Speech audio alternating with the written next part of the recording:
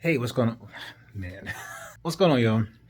This is just some small stuff. My bad. I know that's so distracting to me, but yeah. I just this is just a small thing. I know it's just gonna be like motivation. I don't know. I'm just trying to fight off like potential whatever.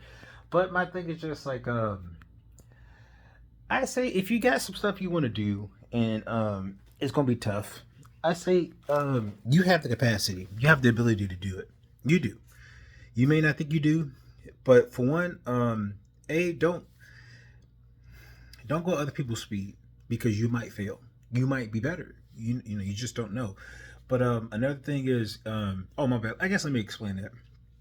If you got other people's speed and their speed is faster than yours, you're gonna think you're a failure. It's just like when I think it was Albert Einstein. Somebody said this: if you judge a fish by its ability to climb trees, it'll believe its whole life. It'll go its whole life believing it's stupid. And that's true. You can't go by other people's standards. Sometimes you just got to go out there and do it yourself. You know. And another thing is your process. You're gonna have a certain process that you're just gonna have to figure out on your own, and it's gonna be something that's unique to you, to your body. And even if it's learning, you're gonna have to figure out a process for that. It's great, and this thing of self help and stuff like that. Let that be a guideline, some helpful tips to help you get where you want to go. But you don't always have to follow every minutia of what they tell you. You just have to figure out how do I, what's an idea of where to go. And so when you find an idea, I encourage you to do a lot of research. Sometimes for me, I need to really imagine and have a mental picture about what I'm getting into. So, I don't it's a bunch of things, but I just need a mental picture. So I do a lot of I'm doing a lot of research. Now, I remember for me back in the times of the gym, I was with a friend and he was very experienced in the gym, but he just in my opinion, he wasn't very good at teaching you. It was just like go my pace, or you know, I'm gonna hold myself back for you, and I'm not gonna get a workout for myself. And so for me, I'm like, I need to go ahead and get my. And again, that's fine because not everybody is good at teaching. They're good for themselves. They're not good to teach others. I think it's kind of like I hate to call it a skill issue, but it's pretty much something you just have to develop, like to do it with yourself, know it enough, when you can teach somebody and be patient while they go at their pace. It's like teaching somebody how to ride a bike or a tricycle. You might want to ride a bike, a mountain bike, and just speed through stuff, but it's like you're teaching somebody who's at a different level, so you have to just be very patient with them and accept their pace. And you might be like, you can do it, but you're imposing your standards and your methods and your ability onto them. Gotta stop. Can't do that. Gotta stop doing that. So yeah, when you teach somebody, I mean, my bad. So when I was like, no, I can't keep doing this, and so I went alone, and then I just started practicing some of these things. I got in there, did some reps, and I got at it, But I didn't like explode into all of it because I knew because I every time I went with this friend of mine, we would just max out the entire day and I would feel devastated the next day. You feel it's like leg day, the next day you can barely walk. It was just like that. But my thing is just like being exposed to that. Now, initially, it was like, this sucks. I'm not trying to do this again. I don't want to experience this pain like this. Is this what is worth it? And I think that set a precedent because once after those experiences, because it happened a few times, and I was like, dude, I don't want to keep doing this. This stuff hurts. I had after I did it on my own and I just worked my way into it. Sure, I felt pain the next day, but I didn't feel it so bad as the time of maxing out. So what I did was gradually work my way up, and then I kept pushing myself. So I got comfortable, and I eventually got confident in working out. And so I had a whole routine, like for instance, um, when I was at this gym, and it was like a fancy gym. It wasn't Gold's Gym or nothing like that. But what I did was I went in there. I did three, 8 to 10 to 12 pull-ups. So I did that, did the pull-ups, and then I would do some push-ups. I would do about like I was better at push-ups, so I did like about 15 to 20. If I was feeling gutsy, it would be 20. And I'd do like three piece. 1, 2, 3, then 1, 2, 3. And then I would do the little leg raises on a little weird machine with the ball and the little things you look like you're in a space shuttle. And then you do the leg raises, your legs like that. You go up 1, 2, 3. And I would do that for about 8 of them. And then I would go to, did I do anything else? Sometimes I would do planks, but I would usually put that at the end of my set. But after that, I went out and then I do curls. And then again, I'd push myself with those curls. And then I would what else? I think I would just work on different machines, do little butterflies, and then I did the little, I don't know what those called. Well, I do one of those. I would just work on a few of them, and then I think I would no. After I was done with that, I typically never did cardio, so but I would keep doing that, and I would just keep pushing myself, and I say, hey, what if I did this, and that's what I'm saying. Give yourself some goals.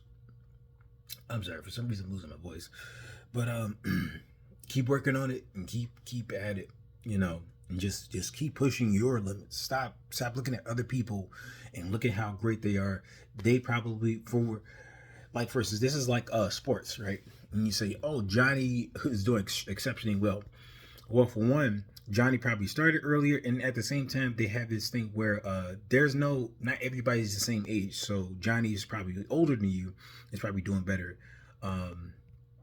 which is another reason. But the thing is, just like, for one, maybe Johnny just started way earlier, so that's why they're better. But the thing is, we're all humans, so we're all going to be kind of doing things the same, unless you're an anomaly and you're like particularly like gifted to be super smart. And then for some reason, as far as I can tell, there's always like a balance where they're not very socially I don't want to call them socially gifted, but like, they're not very social, and maybe they're not very happy. Like they say, those who have high intelligence, they kind of have a high level of neuroticism, So I don't know. I just find that to be interesting how that kind of balances out. But yeah, don't let people determine where you want to go, or what you should do. This reminds me of even stuff like racism. This is stuff like classism. This is stuff like I hate to say it, even sexism. And I say I hate to say it. I don't know why I said that, but no, I guess it's just because it's not in my scope. Because again, we do live in a male-dominated society, so it's not. There's just certain things that, even though I'm a black male and a minority in America, I just won't be able to understand as a person, as like a black woman in America. There's just certain things that won't be something that will affect me in that unique way. And I know people say, well, that's not a problem. Like, listen, unless you're in those people's shoes, and I know this might be a fallacy, doesn't really matter to me. You just can't comprehend. It's like a person who has trauma. You can't comprehend what they're dealing with. It's like a person who has cancer, flesh-eating disease, or is in constant pain. I don't know what that feels like. I know sometimes if I'm in pain, it's like, it's just miserable. What happens if somebody is in pain for years? I can't even imagine what that's like, and yes, your body has to have homeostasis, so you have, I don't know, your body adjusts to a life like that, but it's tough to say, but yeah, there's just certain realities that some of us, we just don't share. We don't know what it really is like. We can guess, you can definitely guess, but to really know what that's like, I don't, and that doesn't justify people blowing up on you because you don't know, you just don't know. But yeah, back to it. It's just like, have a process, and really, if you are a person that needs like a visual aid, then really get out there and try to do a lot of research so you can develop a mental picture. You have a process to get to where you want to go. Another friend of mine used to tell me about achievable goals. Achievable goals, super helpful, super important.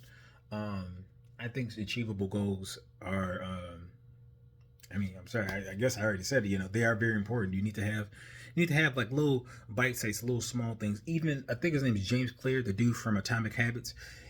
He was saying something like that, you know. And one of those things he taught me, especially my bad. I want to switch to this other thing. I'm gonna pin that. Hopefully, I remember it. There's this guy. He had daughters, and his daughters, he wanted to prove that talent wasn't really a thing, and that or rather something about talent and hard work. So one of the things he did was he got his three daughters into chess really early, like super duper early. I think they were like maybe, I think 4 3, no, I think it's 4, but he got them really early into chess, and then he just really revolved their worlds around chess, and he got them really interested, and they kept applying themselves until they became grandmasters. And I think like all 3 of them eventually became grandmasters, which also reminds me, Venus and Serena Williams, their dad, like the movie King Richard, he really invested a lot of time in them, and these women are stellar women, probably because he started them off really early.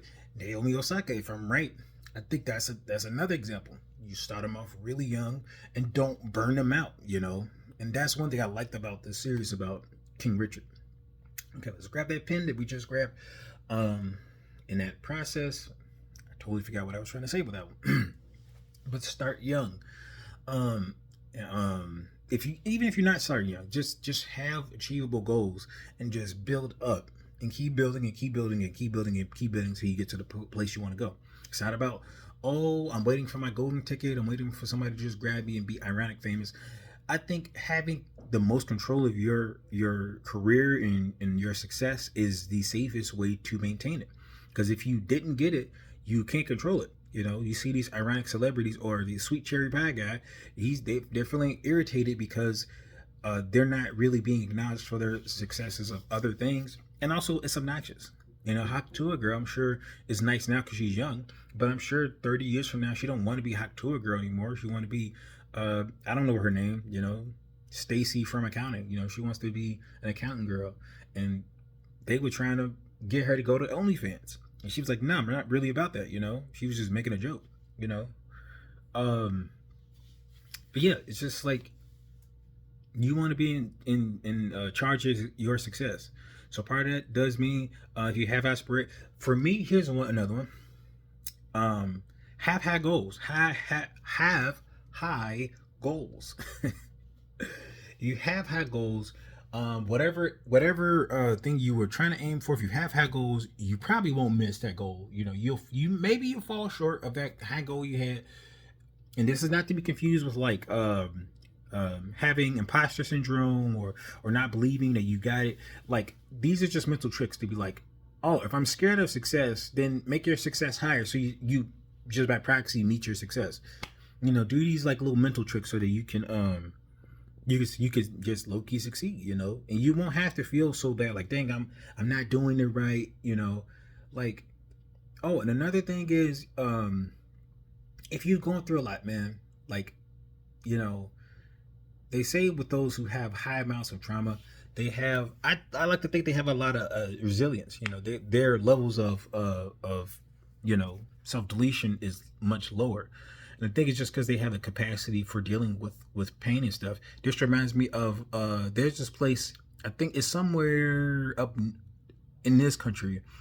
They're the highest, one of the longest living people, but part of that is that they live in like their weather is really bad. Their weather is very harsh. And so because they do a lot of suffering, I think that gives them a longer life, you know. And if you, one ironic thing is if you have a life of excess, which is also another thing that is interesting because they're rich, they prioritize their health a lot.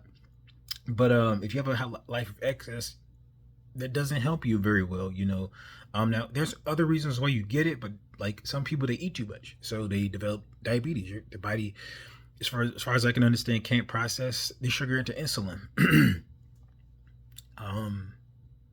You know, I guess you get fat. You know, you get depression. You know, you get all this weight on you. You can't really move. You can't get out the body and can't get off the out your bed or something. You know, it just has you have a lot of unique problems with over excess. So I just want to encourage you, like, you can do it. You may not think you can, but you push your own limits. You can get to, I can't say exactly every single place, but that's my limitations imposed on you. I say you get out there and do what you want to do, but you're gonna have to figure out how to get there, you know. So that's all I got.